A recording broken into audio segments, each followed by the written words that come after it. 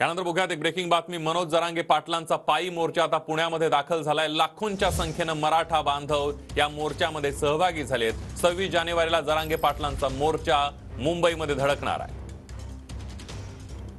थेट जाऊयात जरांगे पाटलांच्या मोर्चामधून मराठ्यांचा जो मोर्चा येतोय त्या मोर्चामध्ये जाऊयात। दत्ता कानवटे आपले प्रतिनिधी आपल्या सोबत आहेत। दत्ता,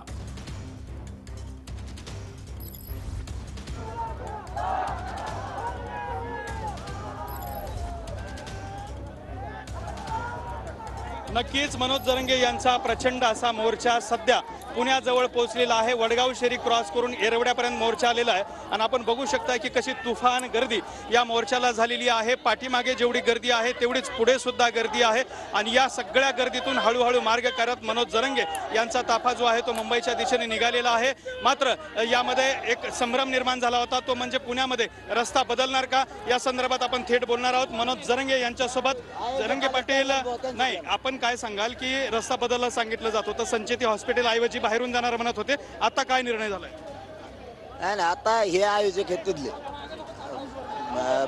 पोकळे भैया म्हणून हे आता ते DCP साहेबाला बोलले की आमचा रूट ठरलेला आहे, आम्ही तयारी केलेली आहे। जे हॉस्पिटलला मला जे PSI साहेबांनी सांगितलं होतं, त्यांना मला नाव नाही माहीत, त्यांनी मला असं सांगितलं होतं की तिकडून हॉस्पिटल येतं त्यामुळे तिकडं त्रास होतो। तर यांचं म्हणणं आहे हॉस्पिटल लांब राहत आहे, हॉस्पिटलला काही डिस्टर्ब होत नाही, ॲम्ब्युलन्सला जायला काही प्रॉब्लेम नाही असं यांचं म्हणणं आहे। तर मग हे DCPंना बोलले जातात। काय नाव आहे DCPचं नाव काय आहे? DCP विजय मगर सर, DCP मगर सरांशी ते बोलले आता।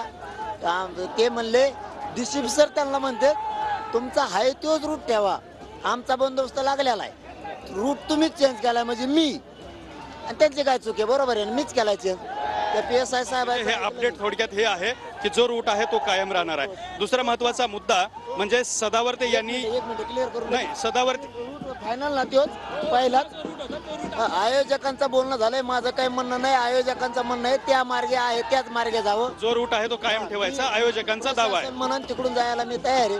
पण आयोजकांचं म्हणणं आहे तिकडून जायचं आणि DCP साहेबांनी त्यांचं बोलणं झालेलं आहे, तर ती पहिल्याच रूटनं जाणार आहेत पिंपरी चिंचवडला। कोणच्या? नक्की। जगताप डेअरी आता डांगे दुसऱ्या मुद्द्याकडे आपण जरांगे पाटील दुसऱ्या मुद्द्याकडे येऊयात।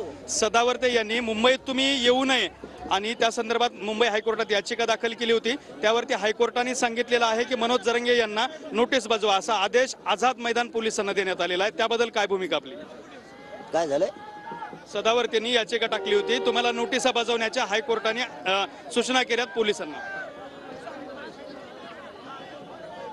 आम्हाला न्याय देईन की मान्य न्यायालय, न्याय मंदिर आम्हाला पण न्याय करणार, आमचे वकील जातील, काय नोटीस येते बघतो, आमचे वकील बांधतो बघतील काय न्याय मंदिरानं आमच्यासाठी न्याय दिलाय, आम्हाला देईल, त्यात काय एवढं घाबरण्यासारखं आहे?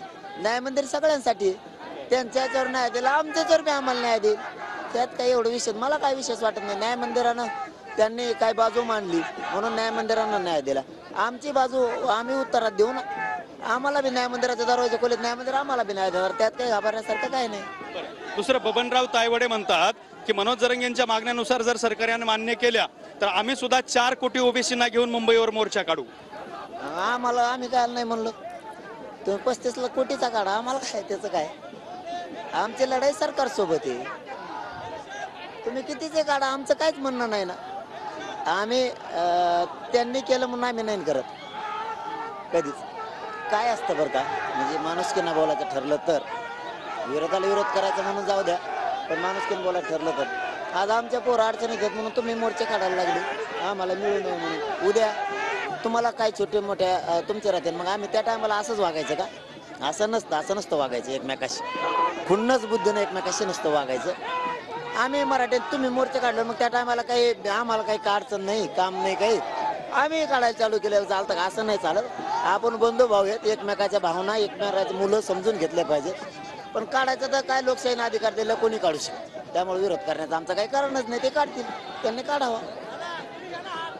तर अशा पद्धतीनं हे होते मनोज जरांगे पाटील, त्यांना औक्षण करण्यासाठी सातत्याने महिला मोठ्या प्रमाणात येत आहेत, त्यांना आशीर्वाद सुद्धा देत आहेत आणि मनोज जरांगे यांनी या ठिकाणी स्पष्ट केलेलं आहे की कुणीही खुन्नस धरून मोर्चे काढू नयेत अशी त्यांनी भूमिका व्यक्त केलेली आहे।